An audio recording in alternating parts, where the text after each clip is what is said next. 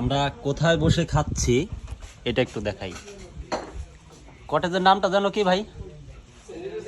হ্যাঁ, সেলুলুলে না কি কইলেন? এসআই। তারপরে নাম নাম পরে বলবো ভাই আপনাদেরকে, কারণ নাম বলতে গেলে এমনি বিরাজ করিনি, তারপরে আবার দাঁত ভেঙে যাইতে পারে। তো যেটা মূল আকর্ষণ সেটা হচ্ছে পাহাড়ের উপরে বসে আমরা খাচ্ছি। ওই যে কাঠ, সেনি লুসাই রেস্টুরেন্ট।